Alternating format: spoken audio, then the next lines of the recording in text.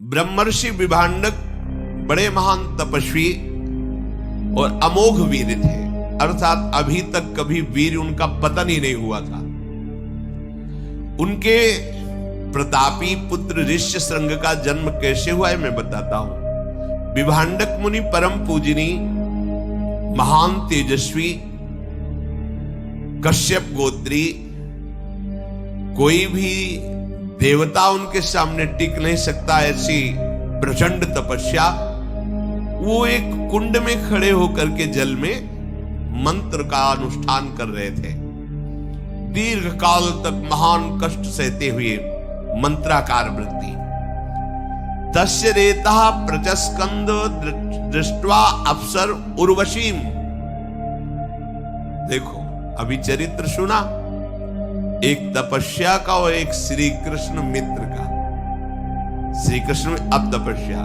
तस्य रेतः प्रचस्कंद दृष्ट्वा अप्सरस मुर्वशीम अपसूप स्पृशतो राजन मृगी तच्चा पिबत तदा। वो जहां जलकुंड में खड़े होकर के मंत्र जाप कर रहे थे, वहीं उर्वशी अप्सरा आ गई और स्नान कर रही थी। शास्त्र निषेध करता है, एक बार दृष्टि चली जाए, जैसे आप परिक्रमा लगा रहे हैं, यमुना में कोई माई बहन स्नान कर रही तो दृष्टि संभाली, अगर एक बार चली जाए तो दोबारा नहीं जानी चाहिए। अगर दोबारा उस रूप में देखते हैं तो फिर आपका अंतःकरण मलिन हो जाएगा। अब इतने बड़े महान तपस्वी विभांडक जी कितने एकांत में मंत्र के चिंतन में लगे हैं। अब स्नान से जल का शब्द होता है, तो अचानक दृष्टि गई तो उर्वशी जी स्नान कर रहे थे। उर्वशी जी के रूप को देखकर जो अमोघ वीर थे आज संभल नहीं पाए।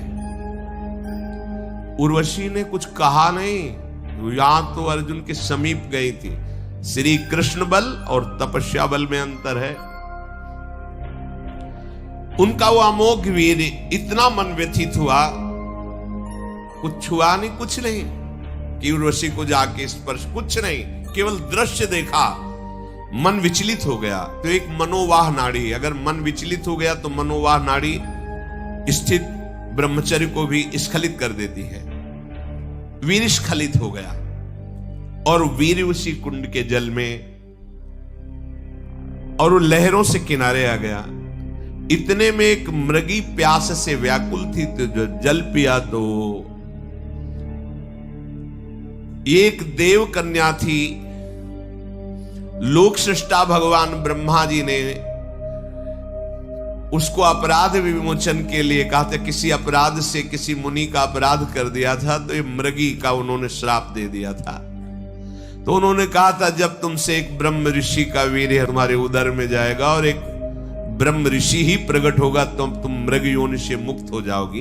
तो वास्तविक ये देव कन्या थी। ब्रह्मा जी की वाणी अमोघ है, दैव का विधान अमोघ है। उसके उदर में वीर्य गया और ये श्रृंग, एक सींग, बालक प्रकट हुआ। अब वहीं आसपास रहते तो जब बालक को देखा तो विभांडक ऋषि ने ध्यान के द्वारा देखा, ये तो मेरा ही बालक है, मेरे ही। तपस्या में संलग्न रहने वाले बनवासी श्री विभांडक ऋषि ने ऋष्यशृंग को अपने पास दुलार प्यार करके पालन पोषण करने लगे। एक सींग होने के कारण उन्हें श्रृंगी ऋषि ऋष्यशृंग कहा गया। उन्होंने जीवन में ना तो कभी किसी स्त्री को देखा था, ना कभी किसी पुरुष को, केवल अपने पिता को देखा था बस। और वो मृगी जन्म देकर ही पधार गई थी, इसलिए उनका स्वाभाविक ब्रह्मचर्य था, कोई चिंतन ही नहीं था। चक्रवर्ती सम्राट महाराजा दशरथ जी के मित्र थे लोमपाद, अंग देश के राजा। इन दोनों में यह हुआ था, जिसके पहले संतान होगी वो एक दूसरे को देगा। तो महाराज दशरथ के शांता नाम की कन्या हुई थी, जो इन लोमपाद अंग देश के राजा को उन्होंने दी थी। इनके स्वभाव में थोड़ा सा रुद्र भाव आ गया था। तो ब्रह्म ऋषियों से उन्होंने कटु व्यवहार कर दिया। वो नाराज होकर इनके यहां से चले गए। ये अपराध के कारण पूरे देश में वर्षा होनी बंद हो गई। देखो, जब धर्म का और भजन करने वालों का, सतशास्त्रों का अपमान होता है तो किसी और को दंड देने की जरूरत नहीं, प्रकृति दंड देने लगती है। फसल पक्की खड़ी है, ओले और पानी गिर गए, नष्ट हो गया। जब पानी की जरूरत है तो सूखा है, और जब पानी की जरूरत नहीं तो पानी, उल्टा प्रकृति दंड देने लगती है। अब इनके यहां वर्षा ही नहीं हुई, अब तो घबरा गए, बहुत भयभीत हुए और ब्राह्मणों को एकत्रित किया और पूछा कि मेरे से क्या अपराध बन गया। तो उनमें से एक श्रेष्ठ महर्षि खड़े हुए, उनका, राजेंद्र, ये जो वर्षा नहीं हो रही, तुमने ब्राह्मणों का अपमान ब्रह्म ऋषियों का किया, जब तक तुम प्रायश्चित नहीं करोगे तुम्हारे यहां वर्षा नहीं होगी। हाथ जोड़कर कहा कि महाराज, अनजाने में या राज भाव के अभिमान में कोई गलती हो गई तो आप ऋषियों को क्षमा करना चाहिए। मेरे अपराध के कारण सारी प्रजा भूखी मरे, आप सब दयालु हो। तो उनका इस समय तपस्या में सबसे बढ़ चढ़ करके विभांडक ऋषि के पुत्र श्रृंगी ऋषि, ऋषि श्रृंग हैं। उन्होंने आज तक कभी स्त्री देखा नहीं है। यदि आप उनको किसी भी तरह सम्मान पूर्वक लाओ और अपने सिंहासन पर विराजमान करो, अभी वर्षा हो जाएगी, दूसरा कोई उपाय नहीं। राजा लोमपाद ब्राह्मणों के चरणों में बार बार प्रणाम करके अपनी राजधानी में आए और विचार किया कि ऐसे महातपस्वी को कैसे लाया जा सकता है। राजा, मंत्री और ब्राह्मणों से सलाह की कि क्या उपाय हो सकता है। तो उनमें एक बहुत प्रवीण मंत्री ने कहा कि अगर कोई चतुर युवती उनके पास जाए, उन्होंने कभी स्त्री नहीं देखा, और फंसा करके आपके सिंहासन तक ले आवे तो वर्षा हो जाएगी। राजा ने अपने दरबार की प्रधान वैश्या को बुलाया। वो बहुत वयोवृद्ध थी और उसके शासन में शास्त्रों 9 युवतियां राज सेवा में नृत्य, वाद्य, गान, कला आदि की। उन बुलाकर कहा कि देखो, तुम प्रवीण हो और सबके सुख के लिए तुम्हें जाना होगा और ऋषि श्रृंग को लुभायमान करके हमारे राज्य शासन में प्रवेश कराओ और सिंहासन में बैठा लो। वैश्याओं का रंग फीका पड़ गया, मूर्छित सी होने लगी। उनका, महाराज तुम्हें पता है, अगर थोड़ी भी त्रुटि हो गई तो भस्म कर देंगे। तपस्या के धनी उनके पिता विभांडक और स्वयं वो, और अगर मैं ना करती हूं तो आप मुझे मृत्यु दंड देंगे। इसलिए मैं, कार्य तो असंभव है पर आपके लिए प्राणों की बाजी लगाकर प्रयास करूंगी। मैं जो भी आदेश करूं उसका तत्काल पालन किया जाए। राजा ने कहा, ऐसा ही होगा। मुनि कुमार को लुभायमान करने के लिए तुरंत एक आश्रम की रचना की जाए नाव पे, 4 योजन, 1 योजन का मतलब 4 कोस, मतलब 16 कोस की नाव, और उसमें कृत्रिम आश्रम, कृत्रिम वृक्ष, कृत्रिम फल, लताएं, देखने में ऐसा नहीं लगना चाहिए कि कृत्रिम है, उसकी रचना करवाए।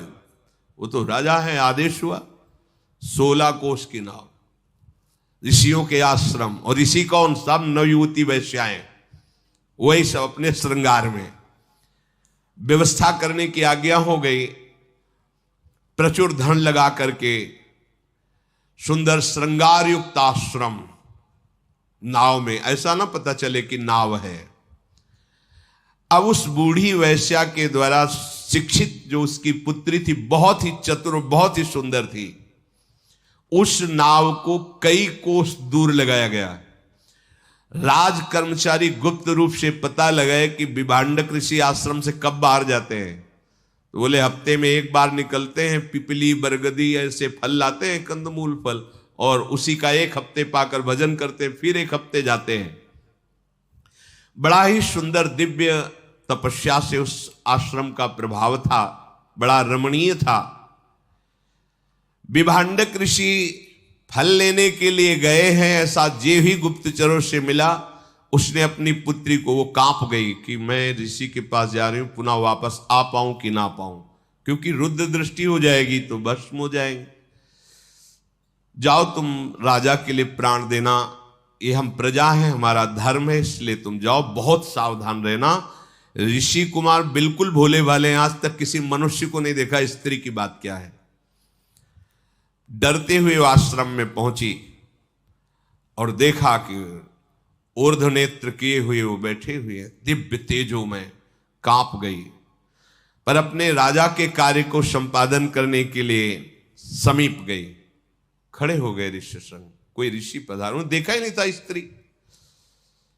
खड़े होकर के नमन किया, अर्घ्य दिया, आसन दिया, बहुत पीछे हट गई और उनका हमारा नियम है, कुछ हम ऐसा अनुष्ठान कर रहे हैं, तुम्हारा अर्घ, तुम्हारा कोई भी पूजन हम स्वीकार नहीं करेंगे, केवल आप आलिंगन कर सकते हो। हाँ ठीक है। ना तुम्हारा दिया हुआ आसन, इतनी सामर्थ्य है कि वैश्या होकर एक ऋषि के द्वारा दिया हुआ अर्घ और आसन कुछ नहीं, वापस रखो, केवल आलिंगन कर सकते हो। तो जानते नहीं थे कि स्त्री आलिंगन। अब वो कहे कि ऋषि तुम्हारी त्वचा कितनी सुंदर, हमारी कैसी है। अब वो तो जंगल में रह रहे, गर्मी सर्दी से त्वचा मोट, और वो तो सुंदर नव युवती वैश्या, तो बोले ऋषि तुम्हारी त्वचा कितनी, तुम्हारी जटाएं कितनी कोमल, कोमल बाल और सुगंधित तेल से सींचे हुए, बार बार तुम किस देश के ऋषि हो। और वो तो कभी देखा ही नहीं ना स्त्री, कभी देखा ही नहीं। बड़ी उनको उत्सुकता हो रही कि किस देश के ऋषि हमारे यहां पधारे हैं, मुझे दर्शन से बड़ा सुख मिल रहा है। ब्राह्मण आप तो बहुत ही सुंदर लग रहे हो, बहुत बड़े तपस्वी हो गए तभी इतने सुंदर हो, तो मेरा ये अर्घ और फल फूल क्यों नहीं ले रहे। दिया हुआ कुशासन, आप इससे सुखपूर्वक बैठिए, वह नहीं, आज आप हमारे आसन पर बैठेंगे, मखमली सुंदर आसन होगा। हमारा आसन तो चुभता है उसका, तुम्हारा आसन तो कितना सुंदर बैठा। वो भोले वाले जालते ही नहीं, ये तुम्हारे फल हम नहीं, हमने नियम ले रखा है कि जितने दिन अनुष्ठान चलेगा हम किसी ऋषि का कुछ नहीं लेंगे। हम कुछ फल लाए, बड़े सुंदर सुंदर अंगूर, मीठे मीठे सब। हाँ ऐसे तो कभी हमने फल खाए नहीं। बोले तुम्हारा दिया हुआ जल भी नहीं, हम जल दे रहे हैं, विशिष्ट प्रकार का बनाया हुआ आसो, ये साधारण नहीं, विशिष्ट जैसे अंगूर का भी तो आसो बनता है, महुआ का भी बनता है, ऐसे विशिष्ट फलों के रसों का आसो उन्मादकारी। और हे पिया, उन्होंने कहा मैंने तो जिंदगी में ऐसा नहीं पिया। वो बड़े आनंदित हो रहे, और हे ऋषि ये भूमि डोलती नजर आ रही है, वो आसो पिए हुए, बार बार हृदय में आलिंगन। और दूर एक गुप्तचर खड़ा है कि विभांडक ऋषि कितनी दूर है, कितने समय वापिस होंगे। उनका आप मुझे प्रणाम मत कीजिएगा कभी, तभी मैं बार बार आऊंगी। उनका जैसा आप कहेंगे वैसा, मैं आपके लिए बंदनी नहीं हूं, आप मेरे बंदनी हैं। मैं आपके लिए दर्शनी नहीं हूं, आप मेरे दर्शनी, मैं आपका दर्शन कर ले आया हूं। बार बार उनके द्वारा आलिंगन को ऋष्य श्रृंग बड़ा सुखद अनुभव करने लगे। वो बार बार वो तो आई ये रिझाने के लिए, सुंदर माला, सुंदर सुखद वस्त्र, सुंदर इत्र उनके शरीर में लगाया। वो बहुत प्रसन्न है, खेल रहे हैं। सूचना, गुप्तचर दूर खड़ा है, उसने इशारा किया कि वो चल पड़े हैं, भागी वहां से तुरंत। अब हमारे अनुष्ठान का समय हो रहा है, किसी दिन हम अवसर लगा के फिर आएंगी। और ये बात अपने पिताजी से कहिएगा नहीं कि कोई ऋषि आए थे। ओ चलिए, अब ये तो पृथ्वी घूम रही, अब ये बैठे बस वही ऋषि चिंतन में, उस ऋषि के कपोल कैसे, उसकी जटाएं कैसी, पूरा चिंतन।